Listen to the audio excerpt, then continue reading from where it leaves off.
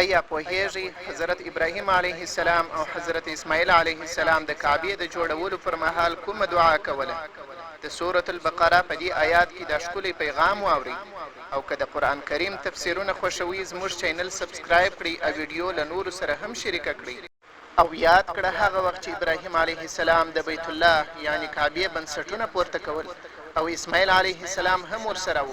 دوی دعا کوله: ای زموږ ربه، دا عمل له موږ څخه قبول کړه، بېشکه ته ښه اورېدونکی او ښه پوه یې.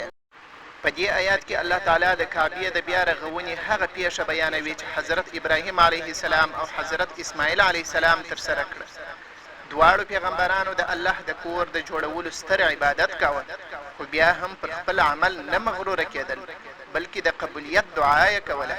له دې څخه څرګندېږي چې مؤمن باید د هر نیک عمل وروسته د الله څخه د قبولیت غوښتنه وکړي. السمیع یعنی الله د خپلو بندګانو دعاګانې اوري، او العلیم یعنی د هغوی نیتونه او زړونه ښه پیژني. دا آیات د کعبې د بیا ودانولو د واقعې په اړه نازل شوی کله چې حضرت ابراهیم علیه السلام او حضرت اسماعیل علیه السلام د الله په حکم د کعبې دیوالونه پورته کول. نو د دې ستر عبادت پر مهال یې د عاجزانه دعا هم کوله.